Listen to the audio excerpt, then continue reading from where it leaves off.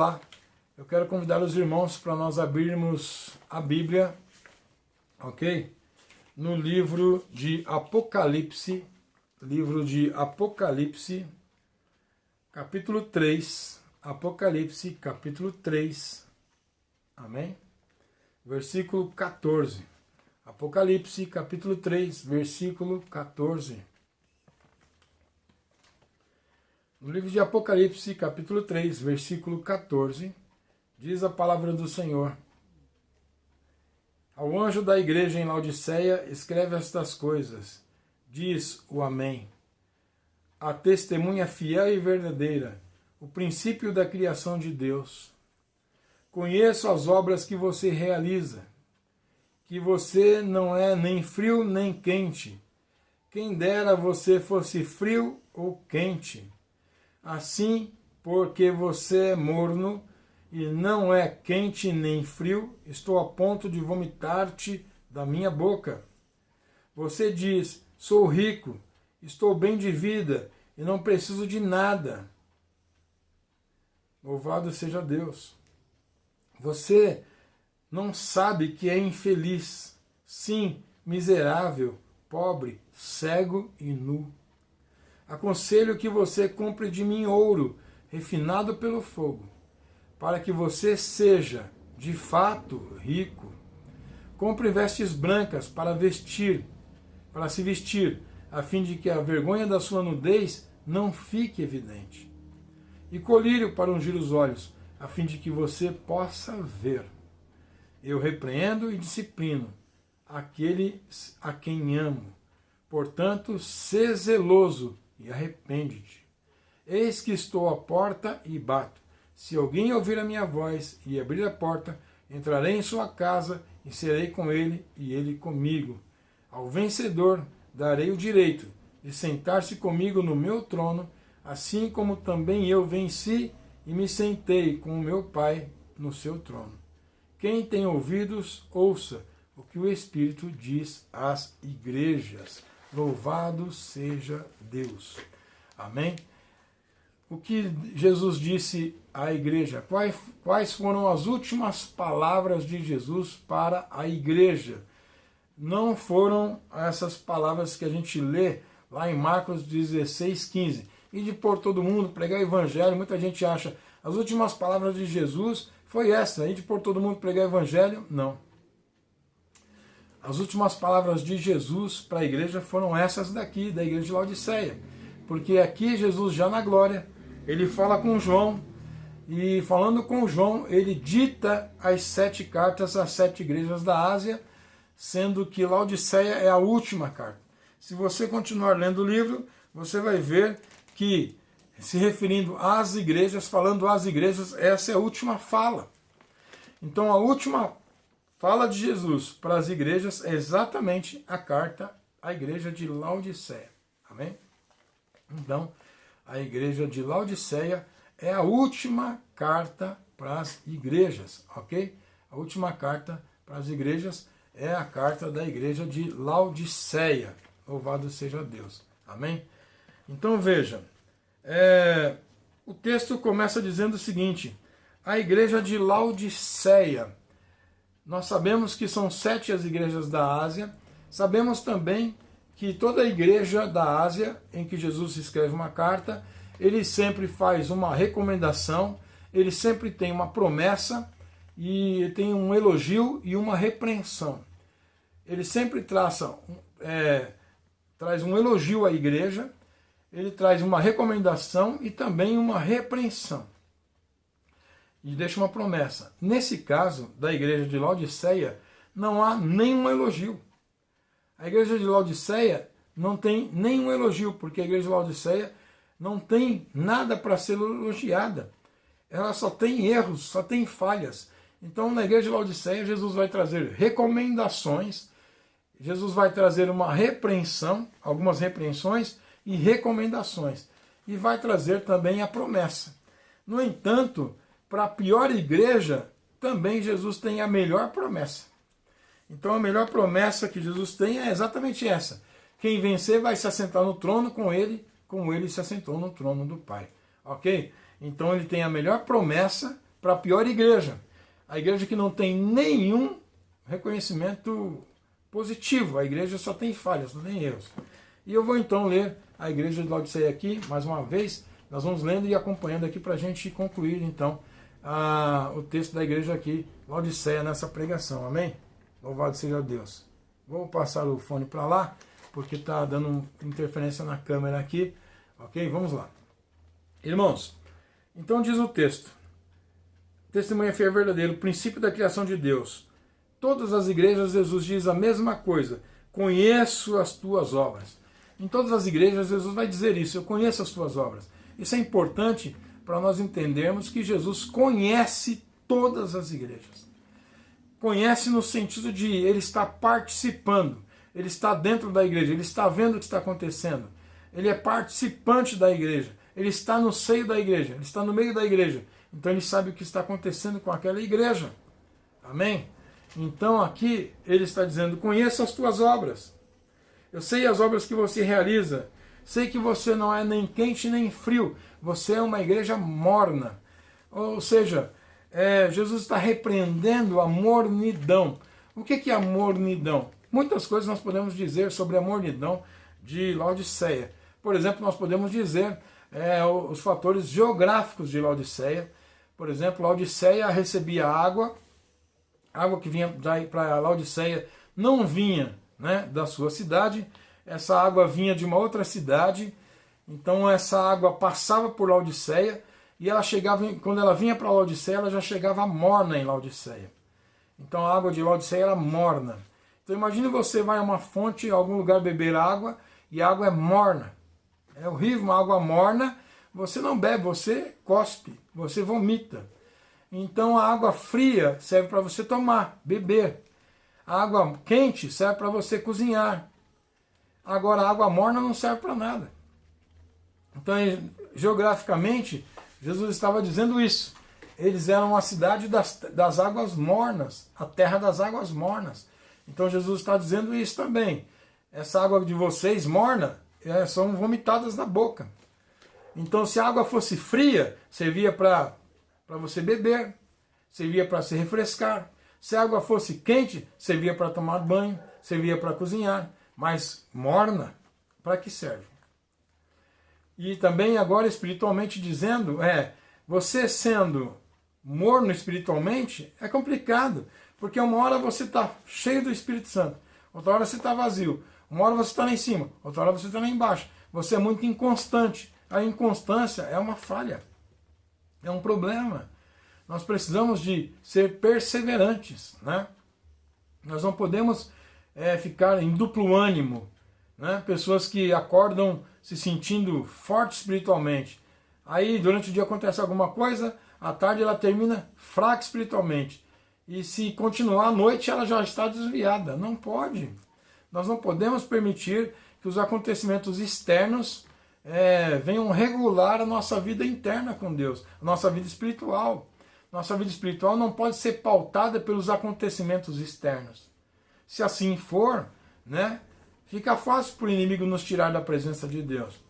Porque basta um problema, pronto, desestabiliza você, e você então já vai do calor da presença de Deus para a frieza da distância de Deus. Então está errado.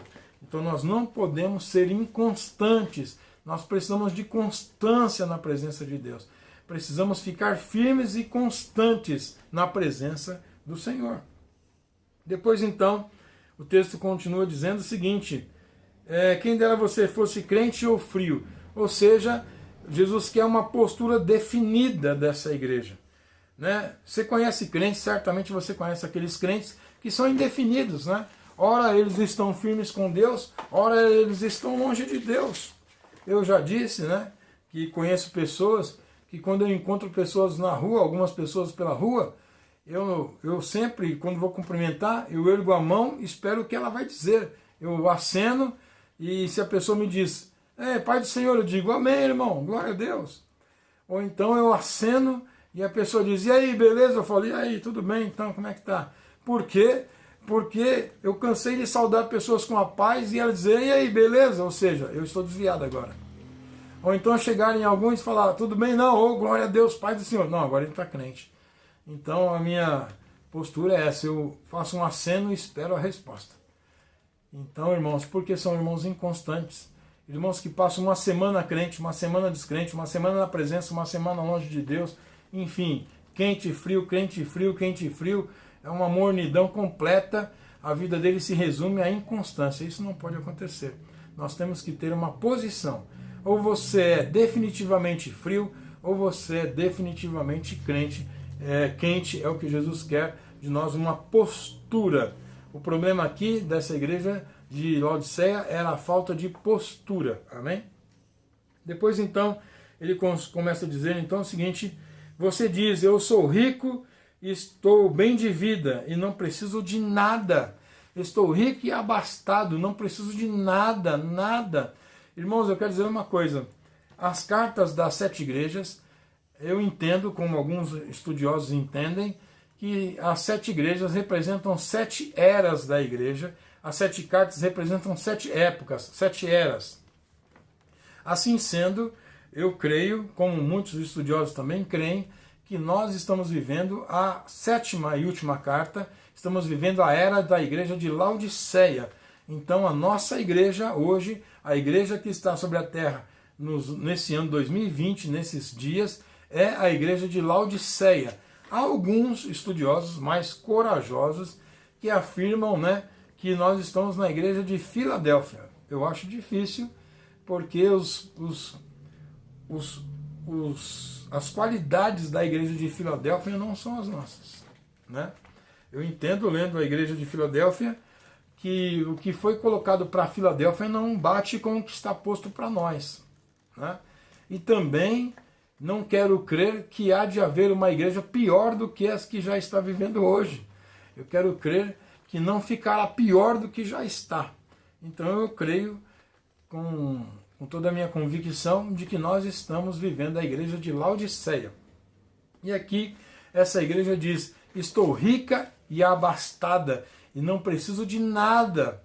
Eu quero lhe dizer uma coisa, houve algum tempo, em algum tempo da história da igreja cristã, protestante principalmente, sobretudo cristã, protestante, sobretudo os evangélicos, eu quero fazer uma pergunta. Em qual tempo a igreja evangélica foi tão rica quanto ela é hoje? Nós estamos vivendo uma época em que as igrejas evangélicas estão ricas, ricas financeiramente. Muitos ministérios estão milionários.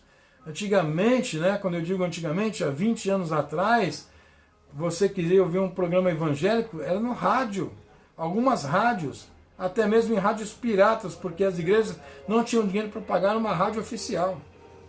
E também, olhem só, televisão, se você quisesse assistir um programa evangélico na televisão, tinha que ser o programa do Jimmy Swaggart, um americano, porque não havia programas de igreja brasileira na televisão, porque o horário da televisão é muito caro, sempre foi, e a igreja não tinha condições de pagar.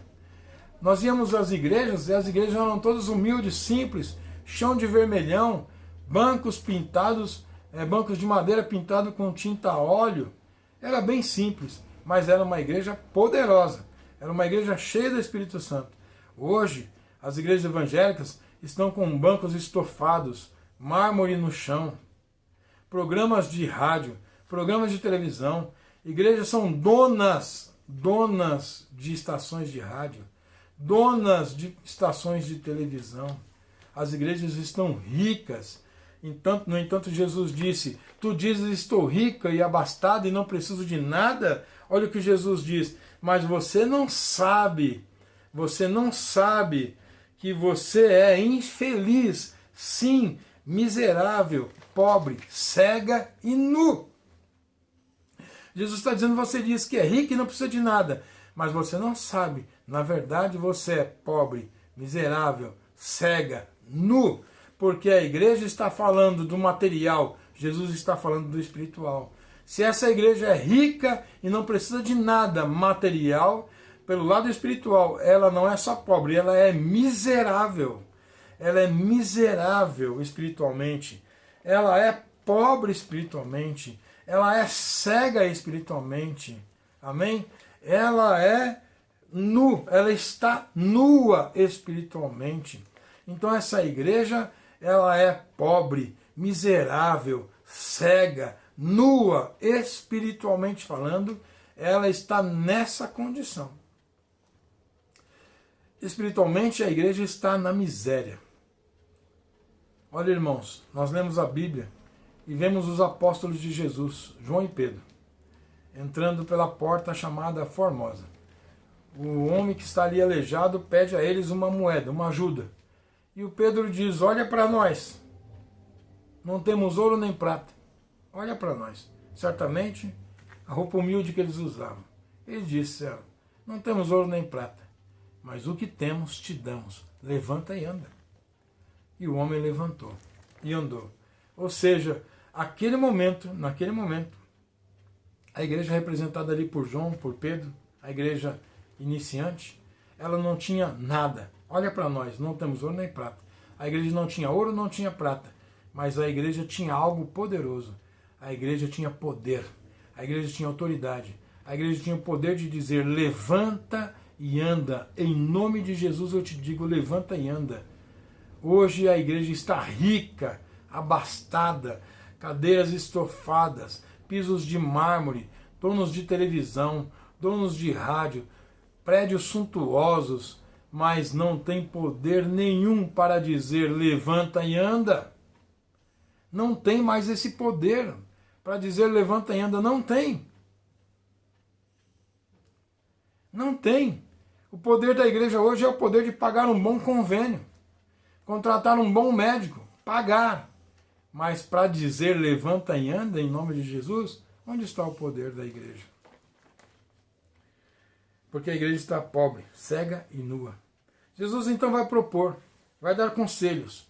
E o primeiro conselho dele é, eu aconselho que você primeiro compre ouro refinado pelo fogo, para que você seja de fato rico. Então Jesus está dizendo, olha, você está dizendo que é rico, mas eu vou te dar um conselho. Eu vou te aconselhar que você compre um ouro refinado no fogo, compre de mim um ouro refinado, e aí sim você de fato será rico. O ouro refinado no fogo representa santidade, poder de Deus. Então, receber de Jesus autoridade, poder. O ouro refinado no fogo representa esse poder. O ouro refinado no fogo representa essa autoridade. Jesus está falando, venha aqui, compre de mim poder e autoridade, aí sim você vai ser rica, de fato. Que você compre vestes brancas para te vestir, a fim de que a tua nudez não seja exposta, não seja evidente. A veste branca é o quê? Santidade. Então Jesus aconselha que a igreja vá, ele compre o ouro fino, que é o poder, o ouro refinado, que é poder e autoridade. Agora ele recomenda que ela vá até ele e também compre vestes brancas, que é santidade. Então Jesus está recomendando que ela se vista de santidade. O Senhor está recomendando que ela se vista, que ela compre poder e autoridade, que é o ouro refinado no fogo.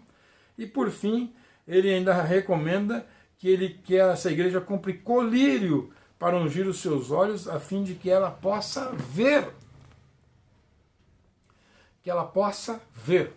É dito, quando você estuda a igreja de Laodiceia, a gente percebe, vê aqui nos estudos, que a cidade de Laodiceia produzia colírio, que era uma cidade conhecida, famosa por produzir colírio.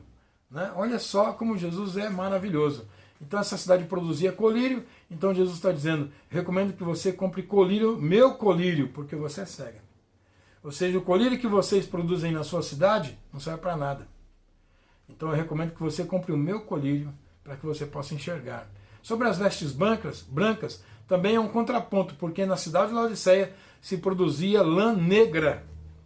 E a lã negra era muito cara. E Jesus está falando para ela, compre vestes brancas. Ou seja, se por um lado é um contraponto, Jesus está atacando a igreja, fazendo um contraponto até na sua geografia, na sua realidade do dia a dia. Lá em Laodiceia se produzia lã negra, e eles eram orgulhosos por produzirem lã negra. Jesus está dizendo, compre vestes brancas de mim. Eles eram orgulhosos por produzirem colírio. Jesus disse, compre colírio de mim, porque o meu colírio vai fazer você enxergar. Louvado seja Deus. E então, por fim, Jesus vai trazer uma palavra que essa então, ela é maravilhosa. Jesus diz: eu repreendo e disciplino aqueles que amo. Jesus está dizendo: eu repreendo, estou repreendendo vocês, estou disciplinando vocês porque eu amo vocês. Eu sempre digo, é muito ruim quando Jesus parar de nos disciplinar, quando Deus parar de nos repreender, nós devemos nos preocupar. Porque se Deus parou de nos repreender, aí o problema está sério. Que a bênção mesmo é ser repreendido por Deus. Porque Deus só repreende e disciplina quem Ele ama. Se Ele está nos repreendendo e nos disciplinando, é porque Ele ainda nos ama. Então, já chegando aqui no final, Jesus vai dizer o seguinte: olha só, portanto, se zeloso e se arrependa. Seja zeloso e se arrependa. Jesus está dando mais 2 conselhos finais. Se arrependa. Seja zeloso e se arrependa. Se humilhe. Se volte para mim, Jesus está dizendo. Irmãos, nós estamos vivendo a igreja de Laodiceia últimos dias. Então nós temos que nos arrepender. Vamos ser zelosos. Zelosos com o quê? É para você ser zeloso com a sua casa? É para você ser zeloso com o seu carro? É para você ser zeloso com as suas coisas? Não. É para você ser zeloso com a sua fé. É para você ser zeloso com a sua fé. Guardar a sua fé. Ser zeloso com as coisas de Deus. Amém? Ser zeloso com as coisas de Deus. E por fim, então, ele vai dizer o seguinte: eis que estou à porta e bato. Se alguém ouvir a minha voz e abrir a porta, eu entrarei em sua casa, serei com ele e ele comigo. Eis que estou à porta e bato. Quando alguém está à porta e bate, este alguém está dentro da casa ou fora da casa? Esse alguém que bate está fora da casa. Então aqui nós estamos dentro da casa. Jesus bate e diz: se alguém ouvir a minha voz e abrir a porta, eu entrarei, serei com ele e ele comigo. Ou seja, o Senhor está batendo lá fora. Se você ouvir a voz e abrir a porta, Jesus vai entrar e vai ter comunhão com você que abriu a porta. Então, quando você abre a porta, Jesus entra e tem comunhão com você. É interessante que o texto não é por acaso. A palavra está dizendo que ele bate a porta. E se alguém ouvir, não é o batido, mas ouvir a voz. Olha que interessante. Ele bate a porta e a gente ouve a voz. É porque quando você vai na casa de alguém que você conhece, você bate na porta, mas você chama o nome da pessoa que você conhece. Então você vai, bate a porta e fala: fulano, abra. Então Jesus te conhece, então ele vai bater na sua porta e vai chamar o seu nome. E se você ouvir o chamado de Jesus e abrir a porta, ele vai entrar e vai cear com você e você com ele. Cear com uma pessoa quer dizer, vou ter intimidade com essa pessoa. Amém? Então o Senhor está dizendo, se você ouvir e abrir a porta aqui, irmão, é o coração. Se você ouvir a voz de Jesus hoje e abrir o seu coração, o Senhor vai entrar no seu coração e vai ter comunhão com você. Amém? Por fim, ao vencedor darei o direito de assentar comigo no meu trono, assim como também eu me assentei e com meu Pai no seu trono. E ele termina dizendo o que ele diz a todas as igrejas, e essa sim é a última fala do Senhor Jesus às suas igrejas, a última fala registrada na palavra para a igreja é: quem tem ouvidos, ouça o que o Espírito diz às igrejas. Quem tem ouvidos, ouça o que o Espírito diz às igrejas. Amém? Então assim, eu quero concluir dizendo que estamos vivendo a igreja de Laodiceia, dias terríveis, dias difíceis, uma igreja rica materialmente, mas miserável, pobre, cega e nua espiritualmente.